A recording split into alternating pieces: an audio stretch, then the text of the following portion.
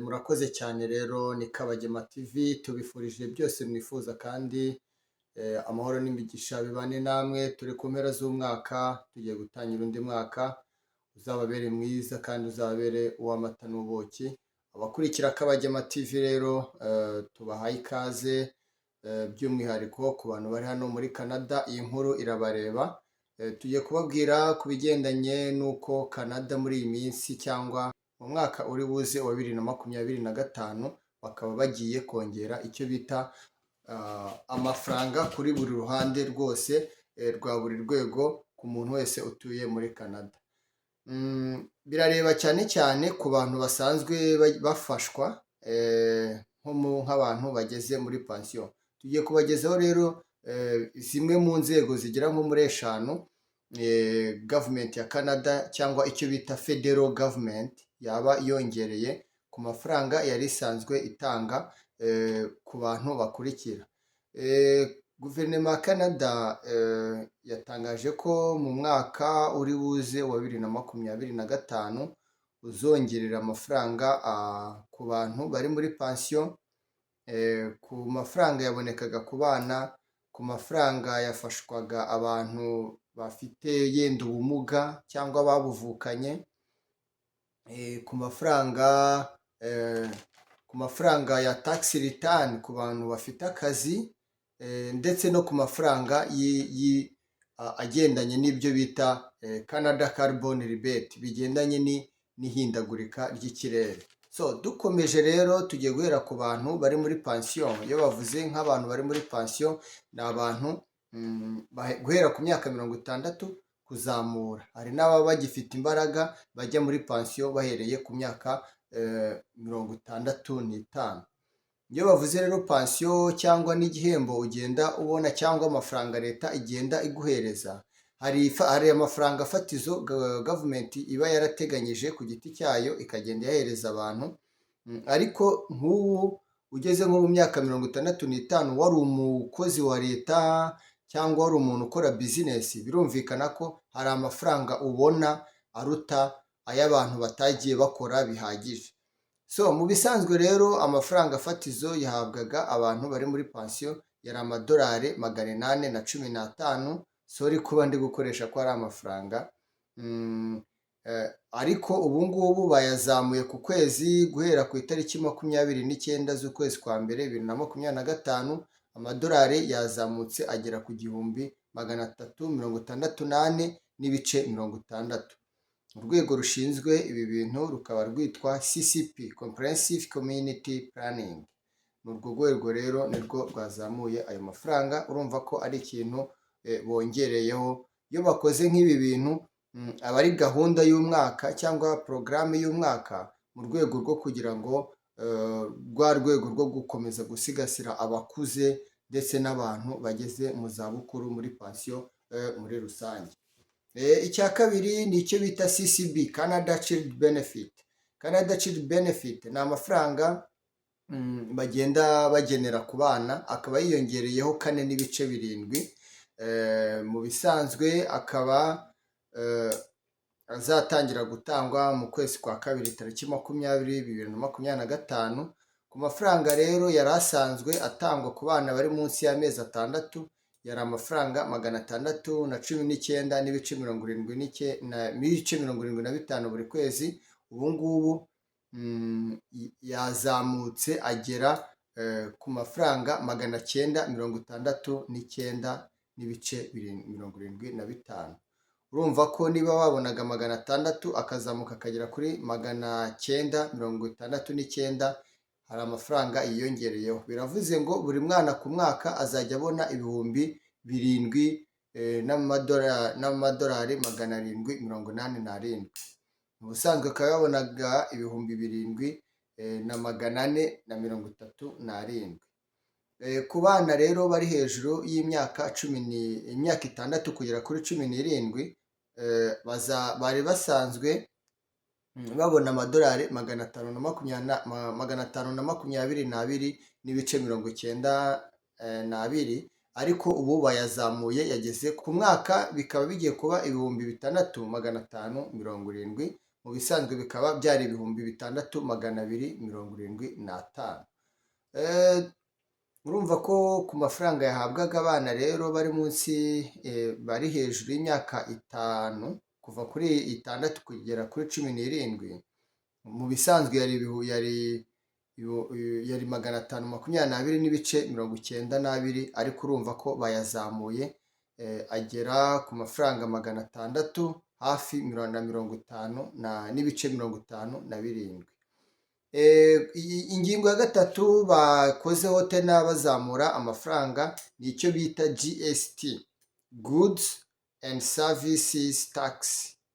Goods and Services Tax ni ku bigendanye n'ibicuruzwa cyangwa ku bigendanye no guhaha, serivisi zigendanye n'ibicuruzwa no guhaha muri rusange. Ku muntu uri singo agiye kuzajya abona amadolari 496, abantu bari married cyangwa bafite urugo bashatse umugore n'umugabo bagiye kuzajya babona 650, abana bari munsi y'imyaka 19 bazajya babona amadolari 171. Ikindi kintu cya kane ni icyo bita CYB. CYB ni Canada Workers Benefit. Canada Workers Benefit ni inyungu zibona ba bantu baba basanzwe bafite utuzi, ariko dusa nkaho mbese ni amafaranga, ni amadolari uba ubona ku kwezi, ariko adafitinga n'igeno government iba yarashizeho muri iki gihugu ku bantu bagira akazi. Yenda niba bavuga ko umuntu aba agomba kuba afite yenda ku mwaka 50,000 na bingahe, wowe ugasanga winjiza ku mwaka 25,000, urumva ko uba uri umuntu uba utashobora kuba wakwishyura zimwe muri bills, harimo iz'amazi, iz'imiriro, hiti, hano urabona haba hanakonje, n'izindi zigiye zitandukanye. So abemerewe rero kuyabona abemerewe ni kuva ku myaka 19, ariko akaba ayujuje ku tariki ya 31 z'ukwezi kwa 12. Urumva abarevuye ku myaka 18 nyuma y'itariki ya 31 z'ukwa 12 agana ku mwaka wa 19 ahita atangira kwemererwa kuri aya mafaranga. Ikindi kuba yemerewe kuba uri umuturage wa Canada cyangwa ukorera amafaranga ari munsi cyane fatizo ya province utuyemo. Iyo bavuze amafaranga ari munsi y'ikigereranyo fatizo province yawe utuyemo, nuko ntago ibiciro byo guhemba muri Canada bigiye bitandukanye hakurikijwe na buri province, kuko nk'umuntu utuye muri province ya Ontario muri capitale ntago abona amafaranga, ntago igiciro fatizo cyo ku isoko cyangwa cy'umurimo kiba kingana n'umuntu utuye hano muri New Brunswick, ko New Brunswick ibihendutse.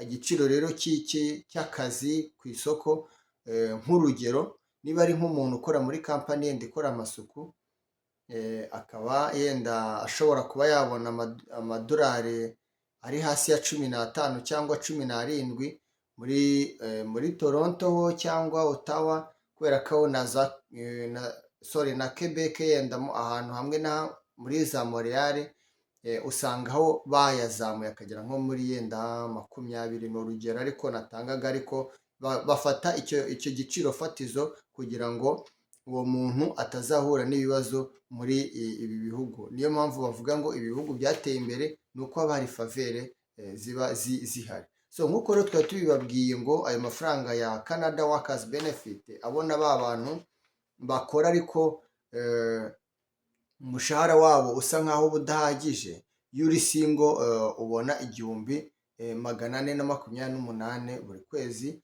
yaba ari famiye bagiye kuzajya babahereza 2,461.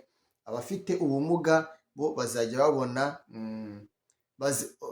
babona kuri ayo mafaranga tuvuyeho dukora, igihe wayabona yenda uri singo cyangwa uba muri famiye cyangwa yenda ubwo government yiteganya ko nibura ku mwaka nujya urangira bazajya babahereza amadolari 737. Ikindi cya gatanu rero tugezeho nicyo bita CCR. Iyo bavuze CCR nicyo bita Canada Carbon Rebate cyangwa Climate Action Incentive Plan. Ni imihindagurikire y'ikirere, imihindagurikire y'ikirere yo kurwanya ikirere, bitewe n'uko izi gavumenti iba yaricaye igashyiraho uburyo bwo gufasha abaturage mu rwego rwo kubungabunga ikirere. Noneho nk'uko yenda hari inganda ziba muri Canada cyangwa n'abandi bacuruzi, sinzi aho uko babigenza, ariko bavuga ko akenshi bituruka kuri bano bantu yenda bafite inganda zikomeye cyangwa bafite ibindi bintu bigiye bitandukanye bituma yenda iki environment yangirika. Noneho ya mafaranga niyo batanga muri gavumenti nayo ikamanuka ikayahereza abaturage bakayafata. So ku rutonde rero rw'uko amafaranga agiye kuzajya atangwa mu rwego rw'imihindagurikire mibi y'ikirere, agiye kuzajya ahabwa mu buryo bugiye butandukanye dukurikije na buri province. Ku bantu batuye muri province ya Alberta ni amadolari 450. Ku bantu batuye muri province ya Manitoba ni amadolari 300. Ku bantu batuye muri province ya Ontario ni amadolari 280. Ku bantu batuye muri Saskatchewan ni amadolari 376. Abantu batuye muri New Brunswick ni amadolari 190. Abantu batuye muri Nova Scotia ni amadolari 206. Abantu batuye muri biriya bihugu byo hejuru hari haba ubukonje cyane butajya bushira ni amadolari 220. Ubwo ni kuri buri muntu wo mu rugo. Naho muri Newfoundland ni amadolari 298. So kuri aya ngaya bagenda batanga hakurikijwe n'uko yenda imiryango igiye yifashisha cyangwa n'uko imiryango igiye imeze, hiyongeraho n'amafaranga ya food supplement food supplement zigiye zituruka ahantu hatandukanye, harimo n'ibiryo yenda byo biva ku ma food bank. Yenda turaza kugarukaho dusobanure kuri food bank hano uko bigenda, kuko nabyo biri mu bintu bisa nk'aho ari imfashanyo cyangwa byorohereza abanyakanada mu kubona ibiryo muri rusange. Icya gatandatu nicyo bita OTB, Ontario Trillium Benefit. So Ontario ituyemo abo nakwita ngo ni abashabitsi mu bya bizinesi muri rusange, cyangwa kuko gavumenti yose muri rusange ibera Ontario iri hejuru cyane, igira benefit ihereza abaturage batuye muri Ontario zitaba ahandi muri province zo muri iyi Canada. So iyo benefit ikazatangira mu kwezi kwa mbere ku itariki 10 cyangwa mu kwezi kwa kabiri ku itariki 10. So ayo mafaranga yitwa OTB, Ontario Trillium Benefit, ahabwa abantu bishyura energy ndetse n'ibicuruzwa. Hari abantu akenshi ahabwa abantu bakora za business. Hari energy ku bintu bigendanye n'ama energy, harimo iby'amazi, ibya heat, ibintu byose bigendanye na power na electricity. Hakabamo n'ibintu bigendanye n'ubucuruzi muri rusange. Hakabamo na property, ubwo ni ba nyiri ibikorwa, ba nyiri amazu bahabwa kuri buri muntu cyangwa kuri buri icyo kintu agenda ahabwaho amadolari, azajya ahabwa amadolari 360 ya buri kwezi kugeza umwaka urangiye. So ikintu cya karindwi rero ni Alberta Child and Family Benefit, kizatangira ku itariki 27 z'ukwezi kwa kabiri, ahabwa abana bari munsi ya 18. Ni Alberta Child and Benefit atandukanye na yandi n'ubundi gavumenti yo iba itanga muri rusange muri Canada. Muri rusange gavumenti itanga yayo muri rusange, ariko na Alberta, province ya Alberta nayo ikagira andi itanga muri iyo ubwayo nka province ihereza abantu bari munsi y'imyaka 18. Akaba ahabwa abafamiye zibona amadolari atari hasi y'ibihumbi 25,935 ku mwaka kugeza ku madolari 43,460, kuko urumva abo bantu baba bahembwa nibura hagati ya 17, 15. Gavumenti rero yo iricara ikagira amafaranga igira gute, amafaranga ihereza abo bantu kugira ngo bakomeze ubuzima bwo muri Canada, ndetse n'imisoro ya guverinoma igende ibageraho. So ni ukuvuga ngo rero muri Alberta ku mwana umwe ahabwa ku mwana umwe ahabwa 1,046. Iyo ari abana, yo mu nzu harimo abana babiri ni 2,204. Iyo harimo batatu ni amadolari 2,939. Iyo harimo abana bane ni 3,674. Gavumenti ntabwo yigeze ishyiraho wenda ngo harimo abana batanu, urumva ko abarenze bane n'ubundi ni ayo madolari 3,678. So mbere ko rero tubasezeraho, nababwiye kuri bimwe bita ngo ni food bank. Food bank zizajya nazo zifashwa ba bantu yenda bafite ubumuga, cyangwa ba bantu yenda bamwe na bamwe barimo yenda n'abanyeshuri, ariko n'ahantu henshi hano haba hari ama food bank agenda afasha abantu mu rwego rwo kwihaza mu mirire, ndetse ni igihugu hano cya Canada cyera cyane. So akaba ari ibintu bigenda bifasha abantu muri rusange. So urumva rero ko guverinoma iba yicaye igatekereza ibintu byiza bifasha abenegihugu kugira ngo bakomeze baryoherwe n'ubuzima bw'igihugu muri rusange. So urumva ko ku bantu ba pansiyo, ku bana n'abantu bafite akazi, guverinoma igerageza mu buryo bwose ireba ukuntu yajya ibahereza udufaranga twabafasha.